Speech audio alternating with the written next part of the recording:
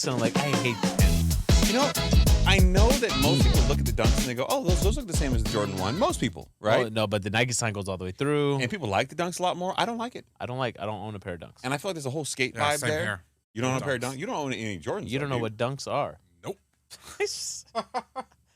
Reeboks? My Those, daughter got pump her Oh, shoes? come on, meow. My daughter got her first pair of dunks before Odin did. Really? Good for you. Yeah. Oh, his daughter always tells me, please wear shoes. Yeah, she's always asking, why does he always wear sandals? Yeah, does he know he's supposed to cover his dirty ass toes? She's asking, why is he so confident about his toes? I mean, it is a valid question. Yeah. I get petties. Look, That's not true. I respect the petties. If That's you not true. Wait, You does look at my- the wife give you petties? No. That, definitely not. I don't know. If anybody's I don't- giving anybody petties at home, he's giving her petties. I don't know, man. I've seen Saied her. knows. I've Saied knows. seen her give him foot massages. Stop it. I have gout, man. Wait. I'm sorry. Okay, I know we're supposed to be doing It's a so financial- good to have him back. It's a financial literacy podcast, Honestly, but I've got the show isn't the show without him. I've got so many questions. So you say, my foot hurts. I've got gout. And she's like, I'll rub your toes. Yeah. You're like, Basically, yeah. you're like, it's crystallizing. I need help. I ate too much red meat Yeah. and too much beer this weekend. Please rub my toe. It's genius. I love it. Like you indulge, and then you Yeah. go home and indulge Yeah, right. It's like because you're in pain. he got a doctor's note saying he has gout so that he can get foot massages. How much you pay for that, doctor? Yeah. It's one of the special Telemedicine, notes. baby. Yeah. It's like one of those psychological problem like notes. Saied Omar has an anxiety about working around other people. He's going to need to work from home indefinitely. I got a thing. doctor That's the from thing, the right? Philippines. That's the It thing. went around TikTok. Okay, then. Yeah. I Now got a that I doctor in the Philippines. now that I know. He's the Filipino doctor. Probably my wife's cousins. I paid him $4 for that doctor's note. Fiverr. Fiverr. Now that would not surprise me. The last Yeah. time you hired somebody on Fiverr, we had some really weird shit go down in the studio. Right. And that was Upwork, wasn't it? No Uh, Fiverr. Same shit. All right. Well, shall we? Let's do it. Welcome back to the #1 financial literacy podcast in the world. Sitting next to me on my left is my partner in crime, Chris Nahibi. Did you just snake my intro? I did. My partner in time, Saied Omar. Thank you. Snake my intro, so no compliments for you tonight. Yeah, thank you. Thank you. You can do it behind the ones and twos? or- And behind the ones and twos, we got him back from PTO, DJ Baboon. Hello. He's How's back. the gout? Yeah, how's the guy? Yeah, I actually had an attack last weekend. You don't say. Was it All the red beer and the red meat? beer, Yep. Yeah. What? Chris has put together a fantastic structure for this show. A lot of thought has went into this. It really wasn't that much thought. It was. Come on. I mean- you're downplaying. You're being modest. Okay, let's be clear about a couple things before we start the show. Okay, this episode's going to get flagged, right? Yeah. We're talking about the election. It's Yeah. going to get flagged. And look, I get it. Okay, so look, the election economics. A lot of people are like, hey, man, like, what happens to me? I don't really care about the economy. Like, what does this mean for me? Mm-hmm. So I was like, you know what? Let's answer the question with a little bit of a look back. Let's look at the markets. Let's look about what happens to inflation. Let's look about what this means for you. Mm-hmm. Right? Yeah, because when this comes out, it's election day. Yeah, baby. See, I'm up here. I'm pragmatic. I'm thoughtful. You think we're going to know that night? You think the electoral votes are going to spell it out right away? Yeah, man. Trump's flipped a lot of the swing states. Oh, Yeah. that sounds like a prediction, bro. We haven't missed on a prediction. You got to be careful I'm here. not predicting this because I haven't been following it that closely because I'm disgusted with the whole thing. But I would be surprised if Kamala won. Too many people have joined I her. will say, but Too late. We're gonna. Yeah, you're right about that. We're gonna get into this later in the show too, where you don't just have to look at the polls. There's some economic data out there that can kind of foreshadow what's to come. Do you often look at the polls? Look at some of the polls, not all the polls, Christopher. Do you like a certain type of poll that you go to frequently? No. I don't like those kind of polls. I'm just saying if you The frequent kind of the polls yeah. and you tend to rely on one type, is there a type of poll that you I like? like the North Poles with the Coca-Cola drinking polar bears. Fascinating. Is there a color? Oh, yeah, the white ones. That's- They're polar bears. They're white polar bears. What are you talking about? What are we doing here? Haroon. I was going to say the red ones. The red ones. I thought we were talking about polls. I don't know what kind of red poll you're talking about. Yeah, bro. This got really weird really quick. Yeah, it did. All right, so Let's talk about interest rate cuts, inflation trends, and the election. All right. I got a bit of an opening monologue here, and then we're going to dive into a pretty long, as Haroon references it, copy or a pretty long text. We're going to read a paragraph, discuss it, read a paragraph, discuss it. If it sounds a little overwhelming at first, don't be. We're breaking it all down. We're going to make it real simple and real plain because we want everybody, no matter how complex you are or, frankly, how uninitiated you might be, to walk away from this show and say, you know what? I've got a better feeling for what's likely to happen in the future because I listened to these three morons. Honestly, so I got a call from a cousin that I haven't spoken to in a long time, but I didn't know had been still frequently listening to the show. Oh, no and kidding. he wanted to send a special thank you out to you and Haroon because you guys make this stuff enjoyable, and I've learned so much on the show. Yeah, there you go. That's the goal, baby. Yeah. What do I do? No, it's just I think you don't credit yourself enough for what you do. You really don't, because you don't understand the energy that it brings. Yeah. Right. It allows people to feel like, oh, okay, this person gets it. Yeah, you're the voice of the people, brother. Yeah. You say the stuff that everybody wants to say but can't say to us because they're not talking to us. Yeah. You are. No pressure. Yeah, exactly. Yeah. That's just My knees are shaking. Andrew Red Bull. Yeah. All right. Following the Fed's late September 50 basis point rate cut, there is a growing confidence in the central bank's ability to guide the economy towards a, quote, soft landing. We've talked about it on the show. We've gone back and forth. Is it going to be a softie? Is it going to be a hardy? Yeah. We've been, That's all that means is with what the Fed did over the course of the last 2 years, there's a great fear in that it was going to cause, a hard landing, aka a big deep recession, right? Yeah, and a soft landing is not necessarily exclusive of recession. It could just be a less deep recession. Keep in mind, they're using the word soft landing. Those are the words they're using. They're not saying we're going to get out of this with no recession. Yeah, exactly. It's a very key difference there. So when somebody says something like, "Oh, we're going to get a soft landing out of this," they're not saying, "Hey, we're not going to get out of recession. We're not going to have a recession. Things are going to be fine. We'll be all right." Yeah. That means nothing. Right. Exactly. What it's really saying is we're going to go. We'll definitely at least go through a period of time where there's no economic growth. Yeah. Probably, look at you. Fair statement. Yeah. I hate agreeing with you too. I know you really don't like I don't like it. Yeah. Core inflation is cooling, currently at around 2.7%, aligning more closely with the Fed's 2% target. Obviously, if you listen to the last couple shows, you know that shelter and food inflation is keeping that propped up. The Fed's strategy aims to support employment while maintaining price stability, crucial as election-related fiscal policies unfold. And we are going to explain that. Don't worry. But what does the looming November 5th election mean for the economy? And more importantly, what does it mean for you? How do you take this information, synthesize it, and know what you should do next? Right. Exactly. So, actually, as the date of this recording, I believe PCE is coming out tomorrow, right? That's the Fed's favorite gauge for inflation. Expectations are expected to come out at 2.6%, so a slight drop from the previous month, which is a good thing, right? That's where they would need for it to go in order for us to have another rate cut next week, right? Well, so the election is on November 5th. Mm-hmm. The next FOMC meeting is November 6th and November 7th. Expect the conference at the middle of the day on the West Coast on November 7th. Right. And also later this week on Friday will be the big jobs report that could also decide a lot of things. Which is the last jobs and last big report prior to the election. Prior to the election, exactly. Yeah. And assuming all goes well, right? All the numbers so far have gone in the right direction. In the right Fed. And for it to go in the right direction and the Fed to continue to cut rates another 25 basis points, which as of today, I believe is that there's a 98% chance at another 25 basis point cut, which is, better for all of us. Where I'm not we entirely sure we're going to get that, to be honest with you. Okay, interesting. Yeah. I think there's a good probability. Obviously, it's that high for a reason. But there's a part of me that questions whether or not you're going to see them be that aggressive because there has been some questions about how much they should have cut when they started. Oh, when they started with 50 basis points. Yep. But they've also said they want to cut another 50 basis points before the end of the year. So the last thing they want to do is do another 50 basis point slug. So there's a lot to think about there. Right, exactly. Especially if you got to think about where they want to be. Where's their goal, right? Their goal is to get down to, currently we're sitting at, what are we saying, at 5%, right?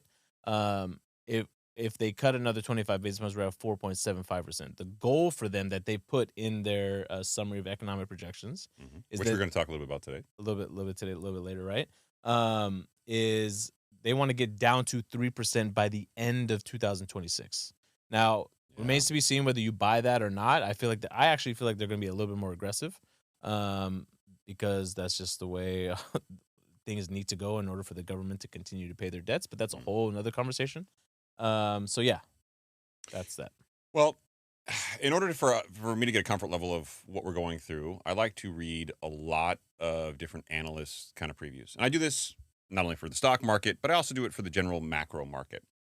And what Haroon has pulled up here is Morgan Stanley's election 2024 inflation outlook. And I typically read a lot of these. This one's from April, frankly, so it's a while back. But a lot of the statements in it from a factual perspective ring true, at least in my mind, on a number of reasons, for a number of reasons. So we're going to read this a little bit of a long narrative, which in part came from this, in part written by yours truly. And I think we're gonna break it down a little bit. So elections can have inflationary effects due to increased government spending.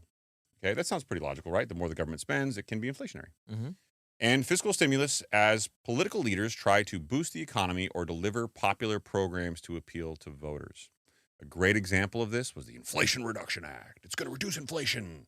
But really, they were just spending a shit ton of money. There was student loan forgiveness and all these kind of things built into it, which was inflationary, not deflationary. Right. Right. So it was a big, and this is a big, in my mind, a big disconnect between the FOMC and politicians. The FOMC is supposed to be politically neutral, although they're named by the president. It's a weird thing where we'll talk more about this in a little bit of detail later on. But I look at this and I think to myself, there's such a material disconnect. Look at the national deficit. It's huge, and it's getting bigger every single day. They can't stop it. Right. So these expenditures can raise demand for goods and services, potentially leading to inflation if supply does not keep pace. For the upcoming election, the economy's current state, with interest rates stabilizing and inflation trending downward, may shape how policymakers act. If politicians increase spending, it could counteract the recent Federal Reserve efforts to tame inflation, complicating their strategy of achieving a, quote, soft landing. Right. So as of right now, everything that you're reading is saying, hey, soft landing. But if politicians come out and they start spending a lot of money and introducing a lot of inflationary bills and policies, then guess what? A lot of the work the Fed done could be undone. Mm-hmm. So the election does matter. Now, typically speaking, and I'm not advocating one way or the other, be clear here, Republicans are typically seen as those with policies that are more inflationary, and Democrats are seen as policies that are more restrictive. Mm-hmm. And the reason why is you typically have Republicans who, again, generalizing, who want to say, hey, we're going to have free capitalism, we're going to have less restrictions and more open business. Whereas Democrats, typically, again, generalizing, want to be more restrictive and have less open business with more rules and fairness and equality, in some cases in extreme sets of circumstances. Right. So let's go on here. For the historical trends indicate that leading up to election, governments often expand spending on infrastructure, subsidies, or social programs to appeal to voters, which can elevate demand and thus prices. Additionally, tax cuts, frequently promised during election campaigns, can further fuel consumption, contributing to inflation if not matched by equivalent rise in supply. What this is really saying is all the things that are happening kind of coalesce into what could be a problem. What happens if you're a politician and the president's changing? You want to push all of your policies and all the things you promised your constituents as a senator, as somebody as a House of Representatives member. You want to push it all through. Right. Because you got somebody new coming in. It could be your guy, could be somebody else's guy. So you want to get it all done as much as possible because you might lose your strategic advantage or possibility of getting this done. Right. Right. And at the same time, if you're a presidential candidate and you're offering tax cuts to everybody or tariffs or something like that, well, those things could have serious and big impacts on the economy. And they have to deliver on some of these promises, if not all the promises, even though we know they don't actually deliver. Mm-hmm. We've said it on, I think, 2 episodes ago, that as a country as a whole, we have a huge spending problem. Mm-hmm. Okay, so when you bring up policies like this, that just requires more and more spending, aka more and more borrowing, aka more and more money printing, right? Yep. Like we're spending $6 trillion a year, we're making $4 trillion a year, every single year. Where's the problem? Yeah, we're the problem. So and the promises like these are part of the problem. Yeah. And so, look, I know that this is a bit dry, but this is going to set the stage for the rest of the conversation. So bear with us as we go through 3 more paragraphs, because I really want to set this up with a good kind of look at what the general problems are And then we're going to dive down into specifics, and we've got some charts if you're watching on Spotify or YouTube. For the upcoming U.S. election, both economic policies and market reactions are crucial. Analysts suggest that promises from candidates like potential tax cuts and increased tariffs could raise inflation expectations, right? So if the market expects inflation to rise, then you get market reactions that are baked in. And there's a way to measure the concern or the fear in the market, something known as the VIX, which we'll get into later on. If you've ever watched CNBC or you've ever heard anybody speak about the economy and they're speaking from an analyst standpoint or somebody who watches the market, you'll often hear the expression or the phrase VIX, V-I-X. And it's basically a volatility index. Yes. And we will get into that later on in the show, but that's going to be an important part of this conversation as we move on. And that's why setting this up is so critical. For example, tariffs proposed by Donald Trump could add as much as 1% percentage point to inflation, making the Federal Reserve's job of stabilizing prices more difficult. On the other hand, Kamala Harris's proposals for expanding social spending and tax changes could also have inflationary impacts, though likely more moderate and offset by targeted benefits like middle-class tax relief or child tax credits. And that's what I mean by you typically get a more aggressive stance by Republicans and a more conservative stance by Democrats. Yeah. And again, generalizing, but it's an important, kind of perspective. Tariffs are also misunderstood. When they put tariffs on things, people often think, well, China's paying for it. That's not the way this works. China's not paying for it. Right. You are paying for it. Yeah. It all comes back to you somehow. Yeah, Right. You are paying for those tariffs. The companies pass those costs on to you, the consumer, because the U.S. companies have to pay them when they bring stuff over from China. China sends it over. We pay the tariffs. Right. So it's not quite as black and white as, we're going to put tariffs on China. Okay, well, they're putting tariffs on China. Everything you're buying now from China costs more. Right. So it does change the behavior of the consumers buying because they're going to buy less products from China because it's more expensive now. Right. But therein lies kind of the quandary of a big disconnect of what people think tariffs are for. Yeah, and what makes this election so intriguing, right? The economic data that's out there really goes both ways. So typically speaking, when you have a year of growth during an election year, that tends to favor the current administration or the incumbent, right? So, the Harris's party. But we haven't had a Michigan consumer sentiment report this low, even though I know we don't like those sentiment reports, but it hasn't been this low since 1978 for the incumbent party, right? So when we've experienced this much growth. And the last point that I'd want to bring up is I found this stat out today that I thought was really interesting, because especially if it goes the other way. 20 out of the last 24 election cycles, when there had been positive market performance in the 3 months leading up to the election. Okay. It's favored the current administration and the incumbent party. Yeah, and I think that goes down. It makes sense. Perception becomes reality. Right. If you're going into an election and the current president is a Democrat and you have good economic things leading up to the election, you go, okay, well, the Democrats didn't screw me. Yeah. I mean, dude, we're talking about this takes you back to 1920. Yeah, no, it's a very real thing. And I think that's important. It's an important point, and I'm glad you brought it up. But more importantly, I think that it speaks to how tumultuous the last 4 years have been. This has been a wild 4 years. And when you think about it, 2020 to 2024 was the 4-year period. Right. That's a really shitty time for anybody to be president. Exactly. You know what I mean? Yeah.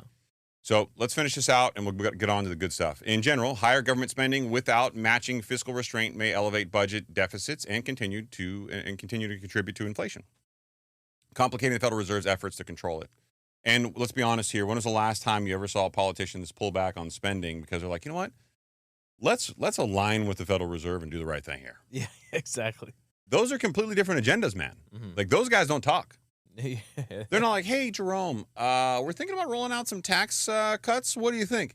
You know what, guys? I think that's a pretty shitty idea given what I've been dealing with here lately. Why don't we just leave things as they are until I fix this problem? Right. You know what? Fuck you, dude. We're not doing that. Yeah. That's exactly how it goes. I got to get reelected, and you're in that seat for a long-ass time. Right. So as far as I'm concerned, you can fuck off. I got to pay my constituents back. Right. And that's kind of where this goes. This is your problem. Yeah, this is a YP, not an MP. Yeah. Your problem. Your problem. Not my problem. So this delicate balancing act becomes even more politically charged during election cycles where market sentiment and voter perception may heavily be influenced by policy decisions and economic outcomes after the election. This is where all that fear-mongering comes from.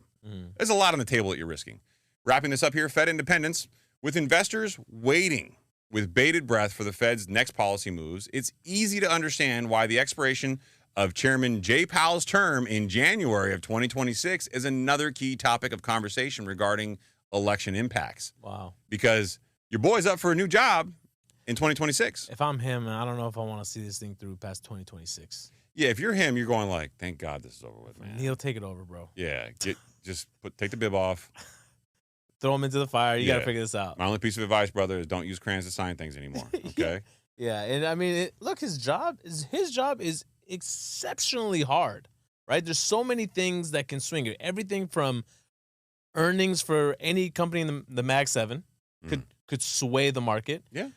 A rogue jobs report, Mhm. right? And another inflation reading that now spikes, right? You got an election that, I mean, God knows what could happen. You got the Black Swan event. Oh yeah. That's geopolitics and what's the craziness that's going on around the world. Not to mention a war. So it's like it's virtually impossible for him to like be able to map this out perfectly. But there is a silver lining to his job. What is it? You got security when you roll out. You rolling in the black SUV. Security's coming through. He is you know. he is flexing with the black SUVs. Haroon, I wasn't done with that paragraph. Go back up. Thank you, brother. Yeah. You know, you go out to dinner. That some people are gonna be like, "Oh, Jerome, what's up, bro? I love you." You're like a rock star. And some people are gonna be like, "Here's a steak knife. I didn't order steak." Yeah, I know. I know. Yeah. Hey, I need you to start cutting. I need you to start doing something with it. Yeah. Make some cuts, bruh. Yeah. Ooh, yeah, Jerome, we hear you don't actually cut anything, so we're going to give you spoons. Yeah, you don't deserve. Yeah. Eat this steak whole. Yeah. So, I mean, it's a real problem for him, and I'm sure he's thinking about it. The Fed is usually described as a quasi-independent government agency. This is what we referred to earlier, right?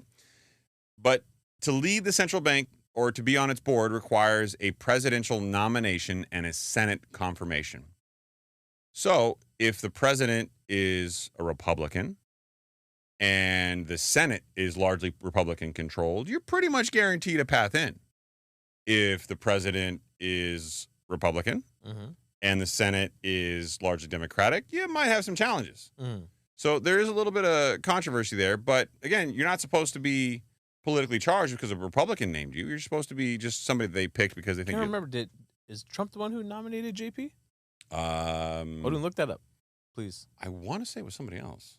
He hasn't been around that long, I has think he? he's been a long while, man. Really? Yeah. While Everyone's looking that up. Look it up, please. Yeah, who nominated JP? Federal Reserve Chair, 2018. Yeah. Called it. Donald Trump nominated Powell to serve as the chair of the Federal Reserve, replacing Janet Yellen. Well, that was, I mean. You had to go to Yellen. No. Yellen, I don't mean this to be rude, but you're fired. Yeah. Yeah. Well, my term's up, Mr. President. Yeah, but I'm still firing you. Yeah, I want you to know that. I want you to know that I don't want you to be here. Yeah. Personally. And your haircut kind of sucks, Janet. It's not a good hair. Yeah. I mean, objectively speaking, it's not a good haircut. And let's be honest, no one likes you. Okay? Yeah. I'm not firing you. But at the same time, your hair, if we're a reason to be fired, that would be part of the reason. Yeah, dress for the job that you want, Yellen. Come on. Yeah, and look, I know you wore pearls because they were cool in the 60s, but Honestly, kids wear them now. Don't say. Come on, hold on. Kids wear them now. I tell this. They're I hips now. said this. I prefer like when the wife dresses up and she sometimes asks me which piece of jewelry would you like me. I always say the pearl. I like pearls. Pearls are classy. I like pearls. Something about pearls are very classy to me. Haroon, you know how your job is to say the things everybody else thinks? Yeah. Wait, hold on. Please. Wait, what's wrong with what I just said? Help me help him. I'm saying what I like. He's targeting the older demographics with these comments, man. I'm an old soul, bro. Actually, I mean, your cousin wears pearls, and Hey, he looks quite hey, my cousin does. He looks very good in pearls. That's a look, bro. Hey, you can't. Also, Stylebender wears it too. Hold on now. Who's Stylebender? What? He knows. Is this like an He Instagram doesn't know. thing? No, he doesn't know. I don't know. I don't know. He what you're doesn't talking know. Yeah, Israel Adesanya. I'm sorry. What'd you say to me? Israel Adesanya, bro. He's a UFC fighter, arguably one of the best of all time. And his name is Stylebender? They call he's super into what's it called, the anime. Oh, So he has a whole Airbender. Got it. Last Airbender. So Airbender. he has a whole performance where he. Oh, I've seen this dude. Yeah, he's cool. He's kind of hip. Yeah, look at He wears pearls?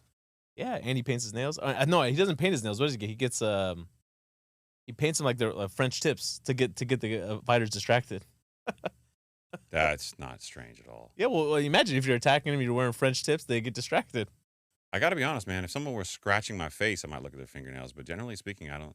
There was all Fingernails kinds are of not. controversy with him not too long ago because he looked like he had Steroids? he had some like gyno. Yeah. Well, I was gonna go a different direction than With the Haroon show? did. Yeah, I was gonna go with you're attracted to Janet Yellen.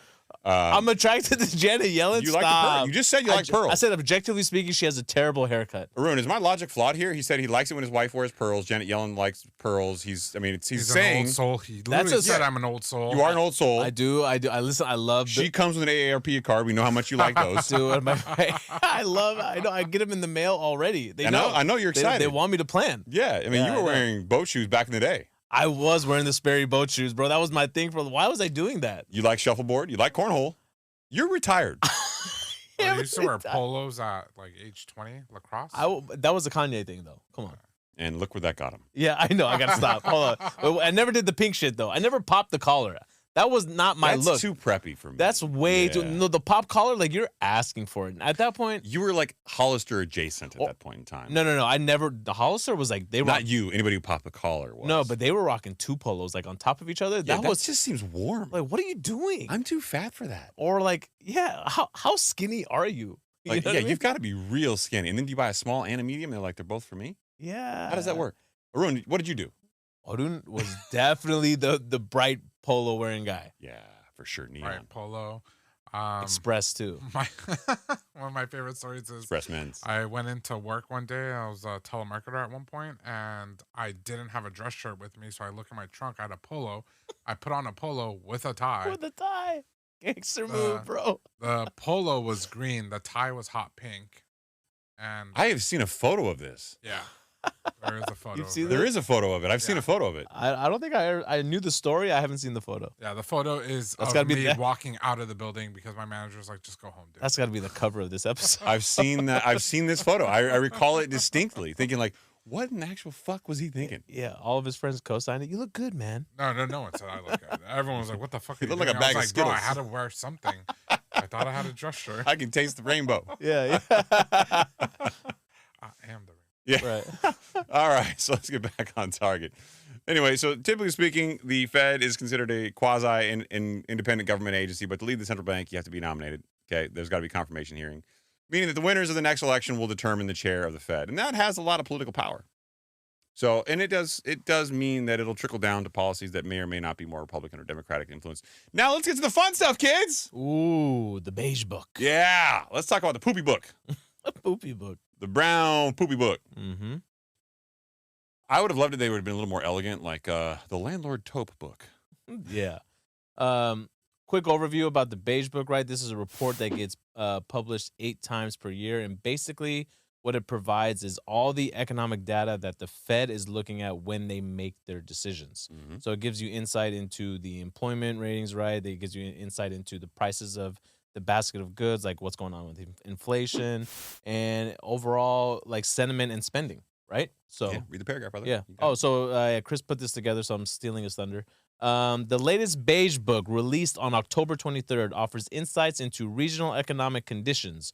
While non-financial services are growing, manufacturing and retail sectors show signs of weakening, reflecting mixed economic dynamics across the U.S. With wage growth slowing and labor markets stabilizing, the Fed's shift toward a more neutral policy stance indicates a focus on balancing inflation control and economic growth. What they mean by that is this Fed's shift towards a more neutral policy stance is basically that they're trying to they're on the downward cycle where they're beginning to cut rates. So you might be saying, Chris, why the hell are you including this paragraph, and why is the Beige book here? Mm-hmm. Well, we have referenced the Beige book on a lot of shows because Saied typically reads this bad boy and comes back with some hot topics. Yeah, exactly. And well, I thought, you know what? We've never actually shown what the Beige book looks like Yeah. or included a link on where to get it. So in today's show, you will have in the show notes, whether you're on a streaming platform for audio or you're watching us on video, to the Federal Reserve's latest copy of the October 2024 Beige book. It is in PDF. You just click on the link, you download it, and you can read it if you want to. Skim it if you don't want to read it. And I think it's still cool to see what it looks like. Right. By the way, 2 viewing options. We got it on Spotify and on YouTube. And we're like just a couple hundred away from 30,000 subs, bro. I know, that's weird. Yeah, send it out. Like it. Let's I mean, push this baby out. You were not wrong when you said to market to Pakistan. I did not say bad. I said India. Although I'm down with the Pakistanis. Oh yeah, sorry, I forgot to emphasize. Yeah, that. it's not Pakistan. It's just Pakistan. Where's the culture, bro? You gotta have a little bit of culture. I just feel like if I'm doing like accent adjacent stuff by trying to That's pronounce not things correct. it's not Afghanistan. It's Afghanistan. Yeah, see, if I did that, it would sound like I'm making a racial comment. No, I'm totally ripping this from Brian Callen. So Callen does this all the time. Does he really? Yeah. Yeah, So I like Callen. just to make himself seem like he's super cultured and like he's in the know. So I feel like he really is the person that he portrays. It's not an act for him. no, that's who he is. him. He's a really, really bright guy. Yeah. Really, really bright guy. Yeah. And I also feel like he could probably fight. Like legitimately fight. No. Come on. I know he plays that he can't, but he's fighting. No, he plays that he can, and Schaub puts him in his place. Schaub's like 240 and 6'4", dude. Yeah, he's a freak. Yeah. Yeah, he's not a small boy. Yeah. So, I mean, Haroon, no offense intended. You know, I don't want you to feel like threatened. Yeah, I want to say like Schaub never had been away from lifting for a long time. He just walks into the gym, deadlifts 500 pounds, just like no problem. Oh, I did that today. Said no, Chris, ever. All right, so this is the first time we could actually link to our own show with clarification topics that I thought were on point and it was relatable. Yeah. Right? Mm-hmm. So for episode 253, if you didn't listen to it, now's your chance to go back to it because we're going to talk a little bit about it. But for those of you who didn't, market versus the Fed, who's lying and why? Well, the market was saying one thing, the Fed's saying another thing. That's how we got here. So let's talk about the stock market trends as we go to the next topic, which will be the VIX thing we talked about. But this is all kind of leading up to that. So the U.S. equity markets, particularly the S&P 500 and the NASDAQ, hit record highs in October of 2024. And to Saeed's point earlier, that typically bodes well for the incumbent party, right? Yeah, right. So if Democrats are in office, you're likely to win the next election because the market's banging out. Yeah, I don't want any change. Yeah. I want this stability. All-time high, baby. Yeah, baby. I mean, Record highs, S&P 500 and the NASDAQ. I mean, but it's not like it was under her reign.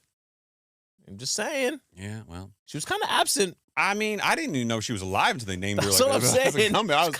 No one saw Kamala Harris for literally 3 years. The audacity is to try to take credit for this shit is crazy. She's like, I'm back, baby. Like, I had no idea she was. I literally was saying to you like a couple of years ago, is she still there? Yeah, what's going on with her? Like, did they hide her? Yeah, I think she's working from home. Yeah, I mean, right? That's what happened. It was remote work. It was remote. She was Yeah, she was working remote. She was making phone calls, right? Had to have been. Yeah, green screen, lots of green screen. Yeah. Well, buoyed by positive earnings reports and expectations of further rate cuts, well, the market's doing well. However, there is heightened market volatility that are signaling investors caution.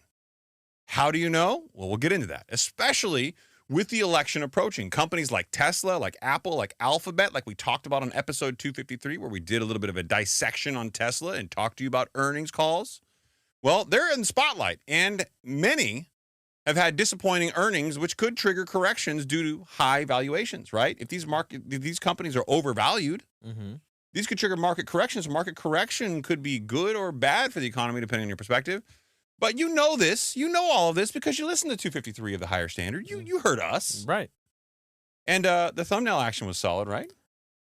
We're full-on content creators at this point. We are. Like, are we influencers that we're doing?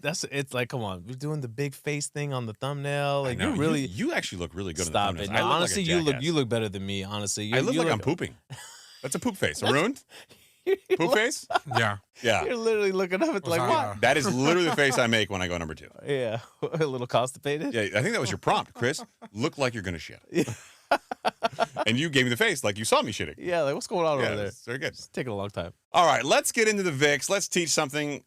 Let's do a little bit of what I like to call Monsters Inc. When you threw this in there, bro, I was not gonna lie. I was excited. I'm like, this could easily be an intro topic. Yeah, no, this could be this is probably your clip. Yeah, this is the clip. We're gonna clip this. Yeah, clip it. Clip away.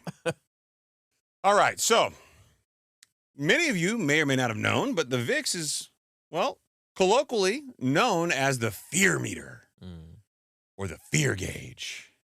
Also used to support Monsters Inc. and the power they have in that world. That's a great movie. You've seen Monsters at Work, the series television show they have now? No. Yeah, all the voice actors are back. Oh, and it's 2 seasons, and they follow. I don't think my kids know that. They're gonna get really excited when I tell them it's this. great. They follow the rise of laugh power Yeah. And there's a little bit of that old college throwback. If you've seen, was it University. yeah, Monster Monster University? University. Yeah. Yep. So if you've seen that one, then there's a throwback to that. Yeah. It's pretty fast. 2 seasons. So, just a quick topic side note off this is, you know how a lot of people who celebrate Christmas they do Elf on the Shelf. Yeah, we do that. You guys do that? Sounds a big fan. Okay, yeah, you gotta. I know it's a very stressful time if you forget about it because people are scrambling to move it the night before. Bro, it's super stressful. Gotta come up with all these different stories. Or didn't you know about this, right? No. You don't know about What? Elf? You don't know about Elf? Yeah, I do. Sorry, I was looking at monsters at work. I was like, oh shit. Oh, okay. Yeah, Elf on the Shelf, right? So we don't celebrate Christmas at the house, so we don't do Elf on the Shelf. But I love the concept of it. So the kids have a Randall toy from Monsters Inc. And I randomly will just put it in random spots around the house. They're older now; now they know I move it. But for a long time, they just thought Randall's just moving randomly. So I would do this all year round. I'll just hanging up everywhere. I'll take it to the car. I'll put it like in their rooms. It's hilarious. They go, "What's Randall watching me for?" It's not even a good guy. Like he's the bad guy. Yeah, Randall's kind of dope. Yeah. He plays a vital role, by the way, in Monsters at Work. Oh, is he? Yeah, he's back, baby. Yeah, let's go. All right, so the VIX measures how nervous or uncertain investors are about the near future. If the investors expect a lot of turbulence or trouble, like during an election or a crisis, the VIX shoots up because more people are buying options to protect themselves from big market swings. Right, and that's the part about it I want to get into after we read this. We will. Don't worry, Sugar Plum. Mm-hmm. Think of it as everyone grabbing an umbrella before a storm, right? That's the best kind of reference I could, right? What do? You grab an umbrella. What's an umbrella? A very safe investment for the long term. That's the bonds. That's the options. That's right? the options, yeah. So even if the sky just looks a little cloudy, they're like, shit, I should bring an umbrella just in case. You don't know what's going to happen. Mm-hmm. That's kind of what the VIX is. When the VIX is low, it means that the market is calm. Everyone's Gucci, Yeah. copacetic. Yeah. They're dope. Is there another hip word around that you can think of that I can't? Yeah. Fly. That's not. It's lit. That's also out. Is that fire? No, I don't think that's a good one too. Okay, how about it's cracking? No, dude, these are not modern terms. I'm bro. okay with it. But we gotta. I think skibbity is one of them. Yeah, bro. it's skibbity, bro. Yes. Is that the usage for that? I don't know why they say, bro. Adam's saying all this shit now. I'm like, and it makes you stop. feel really outdated, right? No. So I found the trick. So when I don't know if Carter's saying it yet, but when he does, when and if he does say it, you know what the trick is? I just abuse it at home. I start saying it all, and then it's no longer cool anymore. Dad's saying it. What are you saying? This I'll just literally walk around and be like, skibbity, skibbity, skibbity. And then he's just like, come on, man. I Stop. thought you were having a seizure when you were doing that. Oh, man. All right. Well, and when people aren't worried about the big surprises, guess what? The market, it has a swing. It gets high. And people start to worry. So what happens? It's a sign that uncertainty or fear is in the air, hence the name fear meter or fear gauge, right? Mm-hmm. And markets could get a little choppy. Like I was going to think about a boat reference here, but I was like, you know what? That's a little too cliche. Around events like elections and major policy announcements, also like wars, for example, the VIX tends to spike as people hedge their bets in case things don't go as expected. Right. Exactly. So we're going to use the VIX in a couple scenarios historically to tell you where the market stands right now from a quantifiable perception. Consumer sentiment's a thing. And I understand there's polls for this, but I don't like it. But this is a very good measure because the fact that they're using actual options data, right? Because people are putting their money where their mouth is, right? That's right. So they're actually saying, okay, if you put in a call option, right, you're basically buying a contract to, buy the stock on the way up. Yep. Right. If you put in what they call a put option, buy it on the way down. You're able to sell it on the way down to protect yourself from getting too low, right? Yeah, so the way I usually tell some people, if you call somebody, you want them. If you put them down, you don't want them. Yeah, you don't want them. Exactly, right? Now, you might be wondering yourself, okay, then if I'm going to make an investment, why don't I just always buy put options just in case shit goes wrong? Well, there's an expiration to these things, right? There's a cost for that expiration. There's a cost, right? And if it does not go down, then you lose out on that premium you paid for that put option contract. But put and call options are a good indication where people think the market's going. Yes. Right? So if people think, oh my God, the market's going down, they're buying all these put options, and they're seeing this action increase, that's because the market is betting the market's going to go the other way, right? And when I say the market, I mean people who are buying stock are betting the market's going to go the other way. And why you can rely on this data is like savvy investors that use this, not us, obviously, not savvy. But investors that use this as a broader investment strategy, they're only going to buy the stuff if they truly believe that something's going to happen, or to maybe just hedge their bet a little bit. Yeah. Right. So that's why out of all the consumer sentiment stuff, this is one of my favorites. Look at you. We're just aligned. Aligned, baby. Soulmates. Blessed. You're my Randall. Hashtag blessed. All right, so we're going to focus on a couple dates here. 2016 and 2008 and 2016, or 2008 and 2020. I can't remember what I put in the notes. This is 2016 and 2020. I don't know. I put them down there later on. We're going to talk about two different election periods with that coincide with recessionary economies. Oh, it was 2008, 2020. Those are the two dates that I chose, but you can pick any of them. What we're going to do is we're going to talk a little bit more about the VIX, and then we're going to get into those examples, and we got some chart work. Right? All right, so the VIX index has recently risen slightly. Okay, not a lot, slightly, signaling increased investor concern about political and economic uncertainty leading up to November 5th.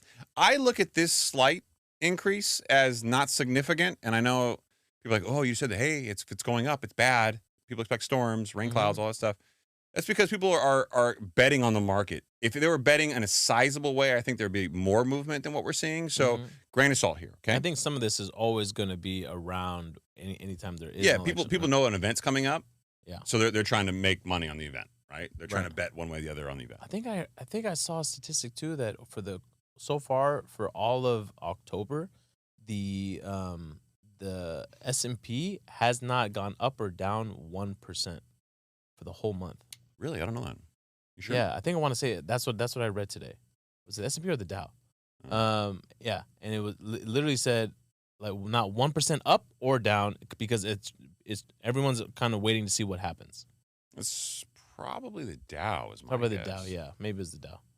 Anyway, while Haroon's probably looking that up. In both the 2016 and 2020 elections, the VIX index rose sharply in the months leading up to the election day, reflecting market anxiety over policy shifts and potential contested outcomes. In 2016, it ranged between 10 and 15% up, while in 2020, it spiked between 25 and 40% due to the election, uncertainties, and pandemic disruptions. And we're going to do a case study on 2020 here in a little bit. October tends to show peak volatility during election years, with the VIX generally dropping post-election if results are decisive. It was the Dow, by the way. Yeah, I figured. Yeah. Sorry. See, I know a little bit about what we're doing here. Yeah. I have a little bit of financial literacy here. So through the, thank you, Haroon, if you could scroll up. Thank you. Through the 2000 and 2020 elections, we saw 2000 and 2020 elections saw elevated volatility persist due to delayed outcomes and policy uncertainties. So if somebody's getting in the office and you're worried about what they're going to do to the economy, the VIX is going to stay high because there's that fear. If the election goes as you think it's going to go, and most people are like, I kind of expected that, then the VIX is going to drop because they're like, okay, we've made our bets, we won or lost, we're not so uncertain. Right, so it's more stable. Yeah, so commonly kind of described. As the 2024 election approaches, rising VIX levels again highlight market caution, with a likely decline in volatility expected once clarity on policy direction emerges. Chris, what the actual fuck does that mean? Did I put that there, or did you put it there? I did not put that there. You wrote that. Did I really? Yeah. I talk to myself a lot, apparently. What the fuck does that actually mean? Chris, break it down for the masses. Oh, I know I put it there because I actually put down the colloquial answer below it. Sorry. Oh. I read. See, you're not giving yourself credit. You structured this very well. When you walked to my office today, Yeah. I just wrote the paragraph below here, and I forgot to take that part out. Sorry. So colloquially, this means the stock market tends to get really jumpy around election time. Investors hate uncertainty, and during elections, they don't know what the policies will come, what will come next, and who will be in charge. So they start hedging their bets, buying protective options and futures, which send the VIX index, the market's fear gauge, higher. This pattern was clear in both 2016 and 2020, especially in 2020, when the added chaos of the pandemic made things even shakier. Obviously, it was a pretty volatile time in the market. We didn't know what was going to happen. Right. Not knowing is a key uncertainty and volatility indicator, for the record. Right. The market usually calms down after the election, but when results are delayed or disputed, like, somebody saying that they shouldn't have won presidential campaigns, for example, things they don't calm down all the time. So because there's uncertainty, it could cause trouble moving forward. So like in 2000 and 2020, the nervousness sticks around longer. Right now, heading into the 2024 election, we're already seeing signs of this jumpiness as investors prepare for any surprises come election day. So At this point, it's a coin flip. So would it really be a surprise? I don't think there's a lot of well, compared to previous elections, in my mind, there's not as much stigma in this one that I've seen. I admittedly have not been close to it on purpose. Yeah, I know, both of us. Right? So, and we don't like generally talking about politics on the show, but the politics here are how this impacts the economics. So I feel like this is a good exception. It's economic adjacent. Yeah, it's next to it, just right next, right there, right next to normal. Haroon, you're being real quiet tonight. I don't know how to take it. I'm just listening, man. I think he's stressed out. His sentiment's going higher for next week. Yeah, you have responsibilities to represent the people. The people. Well, when you have questions like this, what the fuck does that mean? You've already done my job.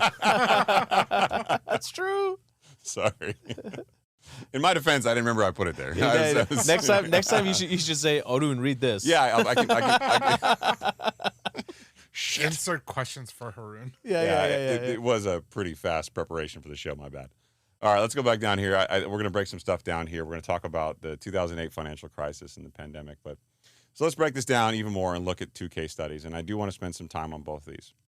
In both the 2008 and 2020 elections, the VIX index peaked sharply due to the crises that intensified investor anxiety. People were really scared what was going to happen, and they were already in the middle of something. Rightfully so for both of them. Right. Yeah. I don't think you have that same stigma in the market today. Okay. And that's kind of crazy to me because when you think about the geopolitical conflict that's going on and wars, you would think like, oh, fuck, everybody should be afraid. Yeah, because how much are we going to get involved, right? Like, yeah, I mean, there's some pretty heavy conflict with multiple countries, some of which are nuclear, in the Middle East right now. Mm-hmm. And I mean, we've essentially forgotten or ignored the Ukraine-Russian situation that's still ongoing. I mean, money's going there. Yeah, so when you start looking at all these things that could go wrong, it's almost kind of shocking to me how we're not seeing it. And I think there's been a pivot from traditional media to social media and non-traditional media outlets. So maybe it's destigmatizing a little bit. Mm-hmm. But, I mean, if this were in 2008, people would be glued to their televisions. Yeah. So there's been a difference there. But I wanted to pick these 2 because I think it's important. As of October 29th, the VIX index stands at 19.34. Okay? So that's what you know today. As of the date of the show, the VIX is at 19.34. And we're about to get into whether that's a high reading or a low reading. Remember, a high reading means people are worried. Low reading means people are not too worried. So I figure the 2008 financial crisis and the 2020 pandemic were good levels that should be extreme enough to show you about where we stand. Mm-hmm. Okay? So in the 2008 financial crisis, the VIX hit a high of around 80, 4 times as high, in October of 2008. So literally the same time back then.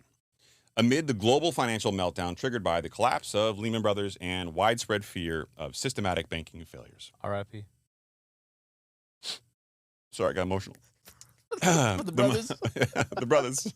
The market uncertainty was driven by the collapse of major financial institutions, frozen credit markets, and a deep recession. So deep.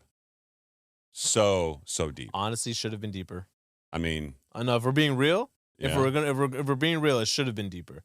And I know how much you like to spend time with the polls, so yeah. Should have been deeper, and because they did not let it become a deeper recession, part of the problem that we're in today is because of that. Right there. Maybe. Resulting in prolonged volatility throughout the election period. So people were really concerned about who was going to get elected, how that was going to impact the already troubled market, and you got a triggered number of about 80 at the VIX. So 4 times higher than where we are today. Mm-hmm. By that proxy for how fear is in the market, I would say the market doesn't feel that worried. But Chris, that's the 2008 financial crisis. What about the pandemic and the election uncertainty around then? Mm-hmm. Or if you can give me a little more room to read up there at the top. A different kind of uncertainty. A different kind of uncertainty. Well, in March of 2020, the VIX surged to an all-time high of 82.69 as the COVID-19 pandemic unfolded, disrupting global economies and financial markets. Although the VIX gradually did recede, it remained elevated through the election cycle due to the combination of economic recovery uncertainties and fear of a contested election outcome.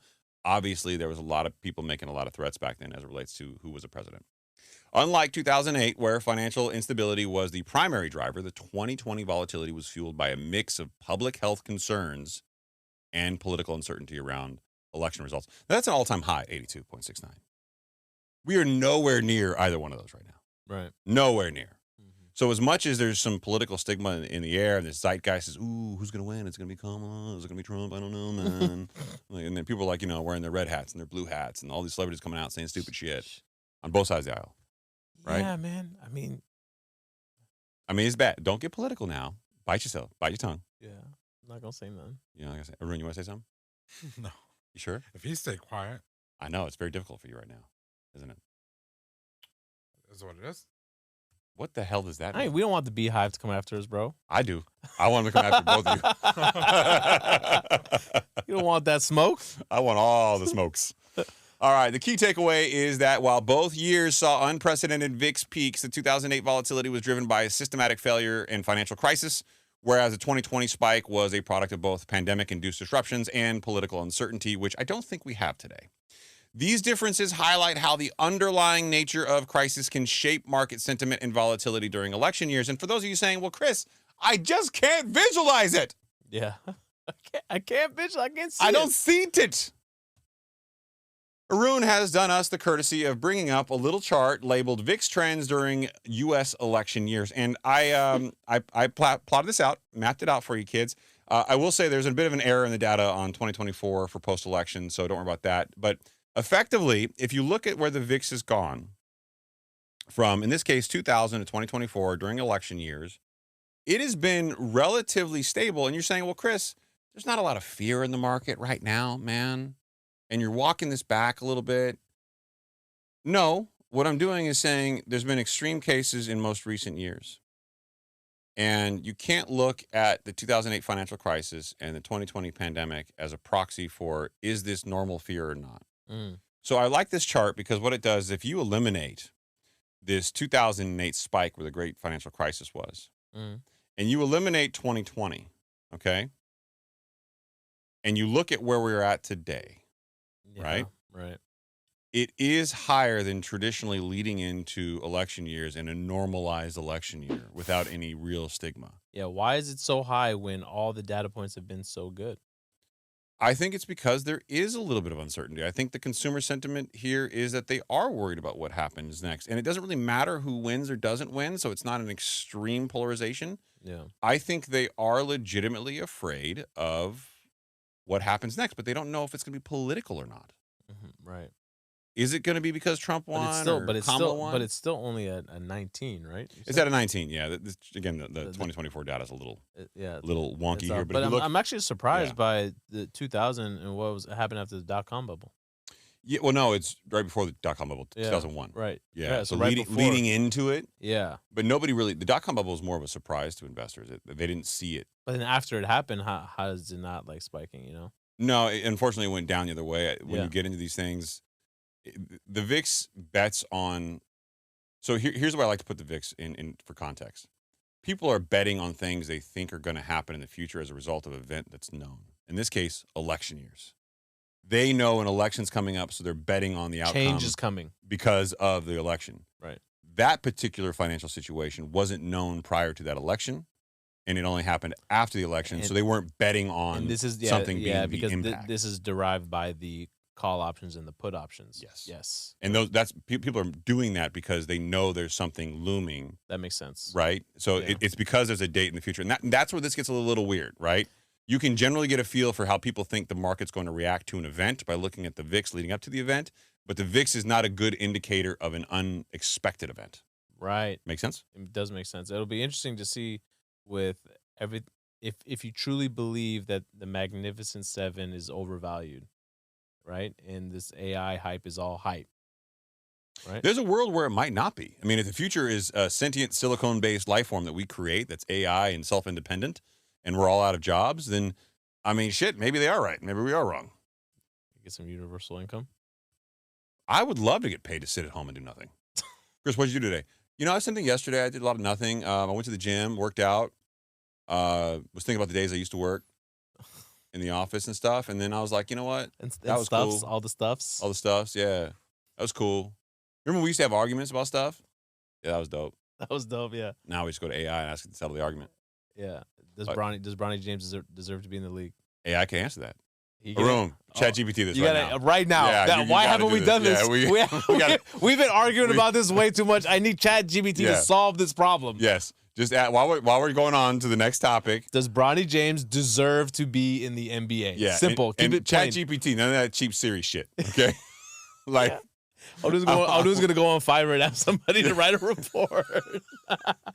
We should do that, bro. We should go to Fiverr and ask them, pay someone $5 to write a report. I want a full report on whether or not Bronny James deserved to be in the NBA. Yeah. Are you looking this up? He's trying to log in. Yeah, I logged in, asking the question now. Oh yeah. But it is. Is now available for Mac OS. Nobody cares. Does Bronny James? Bronny doesn't care. Is that his sister? Bronny James deserved to be in the name. In the name. What are you typing over there? You got like he's getting You have like Tourette fingers. He's getting excited. This is right up his alley. Yeah. Let's see. Come on, chat. It's gonna give us some politically correct answer. Well, technically speaking, maybe not. Yeah. What is going on here? Yeah. Hit the send button, brother. It did. It's not doing it. What kind of bootleg situation you got going on here with your ChatGPT? Yeah. Oh, wait, there we go. All right, let me read this. Bronny James has a lot going for him in terms of NBA potential. But whether he deserves to be there ultimately depends on his readiness, skill development. Come on, man. Just read the AI generated You should say, give me a yes or no answer. This is superior intelligence. Yeah, give me. While his NBA worthiness will ultimately be decided on the court, Bronny has the tools and resources to make a strong case for himself. But like any other prospect, proving it in college or NBA G League level is key to confirming his place in the National Basketball Association. I'm resting on strong case. Oh, at this point, I'd say no. He hasn't proven enough at the college or professional level. This is superior intelligence, people. Well, because you know why? No. ChatGPT has spoken.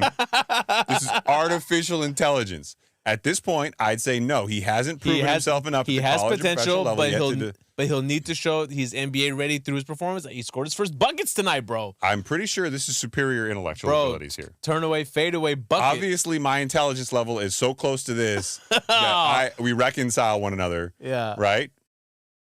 Projected points per game. 10 to 12. What? Hold on a second. That's overachieving. If Bronny James makes it to the NBA and establishes himself as a solid player, here's realistic projection for his career stats and longevity, assuming he stays healthy and continues to develop. 10 to 12 points per game, bro. That's a serviceable player. They're saying his shooting efficiency at three-point range is 34 to 37%. League average. Okay. That's league average. That's not below league average. 10 to 12-year career. Ask ChatGPT if he's drinking. That means he's getting a pension. Ask if it's drinking. That means he's getting a pension. It's clearly fucking over drinking. 10 years. Wait, what's your question? Is it drinking? Are you drinking? Are you drinking? Are you drunk? Yeah. Are you on the Macallan? Are you drunk? Yes. Yeah. Not at all. Here we go. Let's go, baby. Just here with thoughts and facts, ready to help. Let me know if you would like me to clarify or adjust anything. Yeah, ask it if Bronny James listens to the Higher Standard podcast. Yeah.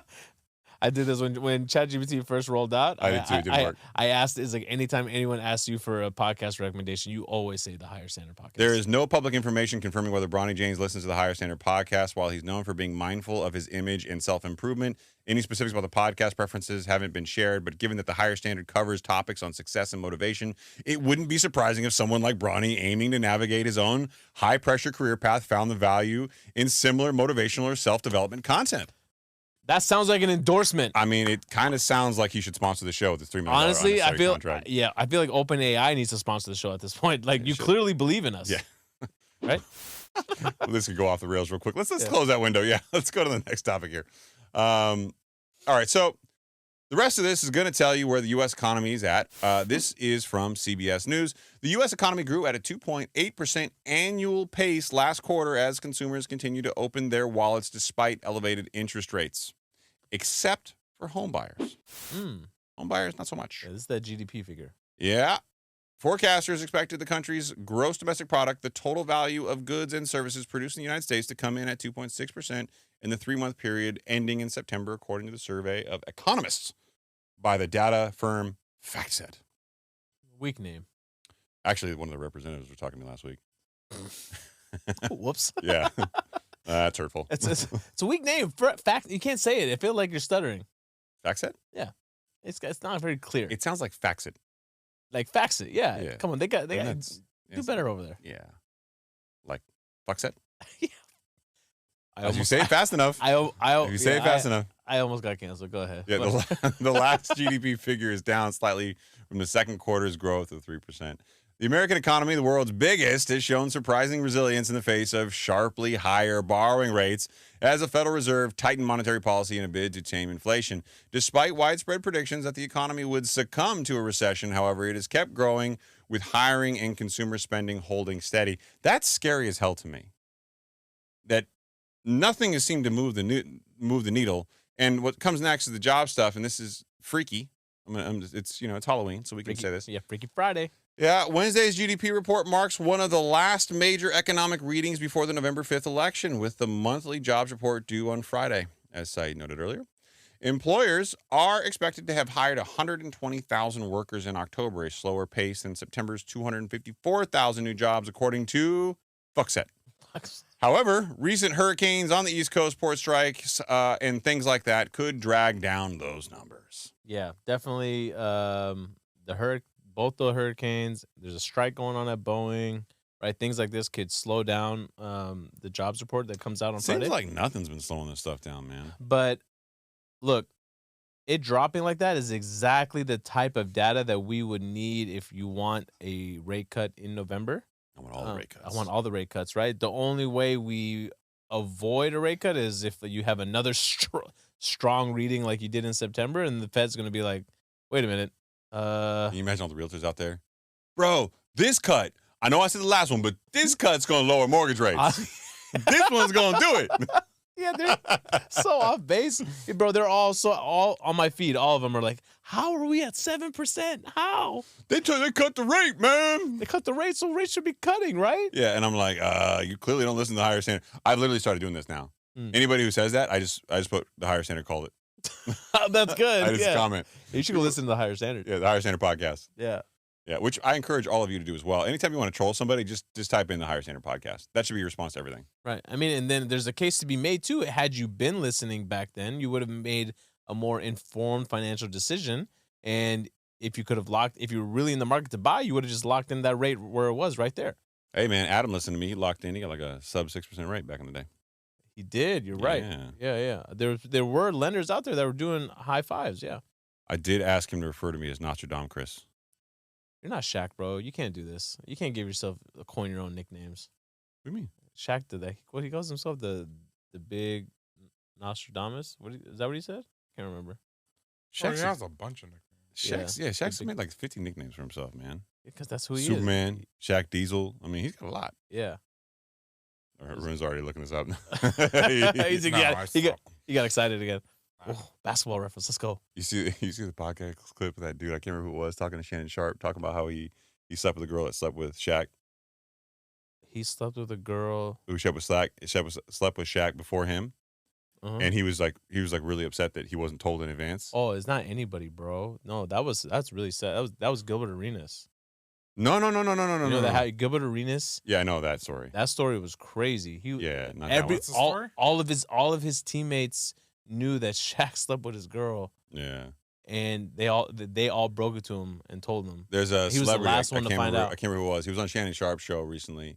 It was blowing up, dude. His show, everybody's gotten so smart with this, right?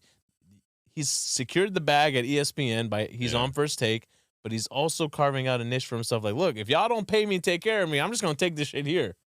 Well, I truly believe this podcast. I mean, not necessarily us, but podcasts are the future of media. People don't want, just like streaming media now, they don't want to like watch a channel every day at 7:00. Well, yeah, and they want it's very content when they want it, and it's very inauthentic too. Yeah, they want real conversations. Yeah, because now all these people are going on other people's shows. Yeah, and you get a little bit more. Even though they're both Stephen A. and Shannon Sharp, and anyone who's on traditional media, they're still handcuffed to what they can say because although you have, although you do have freedom of speech, I mean, your employer doesn't have to employ you. I cannot wait for the day I have freedom. A lot, bro. The shit I'm gonna say on this show. Oh, y'all gonna love it. When I have the chance, is just going to be ruthless. Yeah. And I'm gonna call people out. I'm gonna name names. Yeah. I'm gonna name agencies. Oh. We're gonna do this. At some point in time, all the wrong is gonna be all right. Oh, there you go. Yeah, I'm gonna let that happen. That's coming. It's coming. Yeah. Just packaging it up, put a nice little bow on it, put it right back here. We'll do a nice little media tour afterwards. That's, Yeah, we should do a little media have tour. to. That, if anything, that will definitely get some media Get on attention. Shannon Sharp show. You know what's worse than Shaq having sex with your girl? Let me tell you what happened to me. It's funny because it's true. Yeah, it's also sad. Makes Shaq look like a small guy. All right, so this next one I put for you to read because I thought you could relate to this. I could relate to what's going on over in Complex. Yeah, People are shocked by studies claiming of 12 million full-time influencers in the U.S. 12 million. 12 million.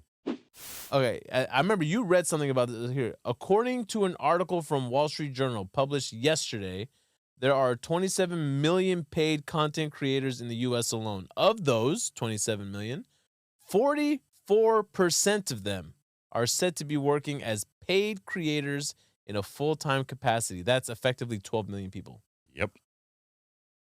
That's a lot of, quote, content creators. Dog, what are you doing? What are we doing? We're not doing enough, apparently. 12 million people are doing this full-time. We're over here like 3 hours a week. We talk about it. Where we work at, there's a very popular gym next door where a bunch of influencers come. Oh, I had a guy. God, it's getting ridiculous. Like people are literally posting where Chris and I used to play cornhole. Yeah. After that today, right, when you showed me that, Yeah. I went to Equinox, my normal gym, and I worked out real quick before I got here, which I regret doing because just not enough time. And a guy that used to work out there who went to that new gym, Okay. the Lifetime gym, is back. I'm like, oh, hey, man, what's up? You came back? He's like, yeah, dude, I couldn't do it anymore. What do you mean? He's like, trying to work out there is ridiculous. He's like, it's a fashion show. I'm like, what do you mean? He's like, people come in with selfie poles. They're wearing they're dressing like they're going to be on somebody's content stream or something, or like they're taking photos.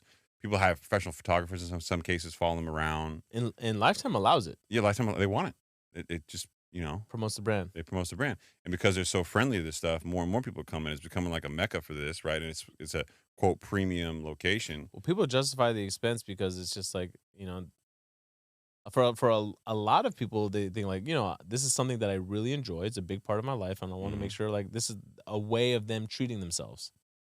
What's going on here? What do you pull up? Everyone's doing something wrong. I just searched what is the average salary? Oh, the average salary of an influencer, 50 to 100,000 per year. I mean, damn. I mean, if you're not paying rent, that's a lot of money. Oh, if you're saying if you're living at Or home, no expenses, just need a phone. Yeah, if you're like a kid living at home, or like you're like one of the digital nomads, bro, that's a great way to make money. or you're saying like not paying rent in the sense of like you're operating this business essentially, and you don't have like an office that you have to pay rent. Yeah, for. You're just on the go. If you're literally working off your phone and you're creating content while you're out, don't get me wrong. I mean, people think that creating content is easy, dude. We don't post every single day. We post a lot. Mm-hmm. It's still a lot of work. It's a lot of work, yeah. It's damn. I mean, if it's their full-time job, then I mean, I get it. You have more time in the day to do it, right? Yeah, it's true. Yeah, but that's insane. Well, everybody, that is a show, top to bottom, head to toe. Well done, Christopher. The VIX got all up in that. We've never talked about the VIX before on the podcast. The listeners that want to upset Chris, when you DM him asking him questions, call him Christopher. Don't do that.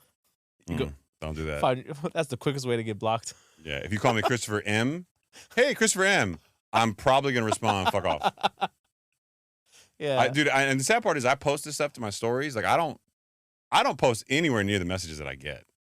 You only put some of the flagrant ones. Yeah. Yeah. I love the videos. The video? Which videos? Just the ones that you block people. See, and my brother criticized me for that, man. He was like, bro, people are telling me that you're a hater, blah, blah. And I'm like, because you're in sales, bro. And I'm like attacking guys who were lazy salespeople. Like, I don't have a You know what problem. the best part is? Your brother says people are telling him instead of him having his own judgment. Yeah, that happens. Well, I think what he was trying to say is he was trying to like position it like I'm looking out for you. Yeah, he was. And look, I respect that, but at the same time, I started saying to him, I'm like, look, this is by far and away my most popular content that I did. Like, this gets crazy engagement. Yeah. And I said, it's not because I'm looking for engagement as much as people, this resonates. People enjoy it. Yeah, it's funny. Yeah, it's funny. It resonates. And people also experience this. And I said, he's like, no way, bro. So I literally just sent him like 7 of the messages I'd received. He's like, fine, I get it. And he put out a poll. Like, Yeah. you were really trying to stick it to him. I was trying to stick to him. I was like, if I'm wrong, by the way, the poll was like over 94%. And the people who voted against me were him, his wife, and his company. Oh, shit. I forgot. We got a review here. Was that Vic again? Yeah, Vic thought the show is so good that he deleted his old reviews. Like, let me post another one. Oh, Yeah, Vic. shout out to Vic, man. Hugs and kisses, boo. I don't have the whole title here, but it says #1 pod for financial, I'm assuming literacy, because he knows what he's talking about. And sexy. And sexy. Yeah, Yep. Financial and sexy. And look, he went out of his way to spell all of our names correctly. That's love. I know. That's weird. I mean, that's love. That's what it is. That's weird love. It's 5 stars. Clearly, he's being honest. Mm-hmm. Chris and Saied and DJ Haroon are amazing hosts with vast knowledge from all areas of the economy, banking, finance, and more. That's true. These guys always provide the truth because with them, it's all facts and no cap. You know? You gotta get that t-shirt. That's merch right there. Yeah, have we given him a shirt yet? At thspod.com. Have we given him a shirt yet? Oh, I'll follow up with I him. believe we did. I'll yeah. follow up with him. Okay, we got to make sure he gets an all yeah. facts, no cap shirt. Yeah. Looking forward to all new episodes and special events. Let's get yadded up. Yadded up. OG listener. I still think we should make that as a That's shirt. a shirt. That's a shirt right there. Honestly, that's like a. There's that one brand. You know, I still have Billionaire Boys Club. I feel like that's kind of like BBC? that. Yeah. Isn't it out of business now? Oh my God. What? See, he's crazy. That's crazy, bro. You can't do undertones like that and just be like, let it fly. That's what it was referred to. You think I'm just gonna let that go? You're talking BBL, bro. If you're going to start talking trash That's on not me. what I'm not, bro. Yeah, that's what you were talking about. That's That's what you were talking about, you dirty bastard. This dirty bastard has no idea what he's talking about. he knows what he's He- doing. BBC? Billionaire Boys Club. You're crazy. P.S. Just like Nate Dogg and his homies, I got love for y'all.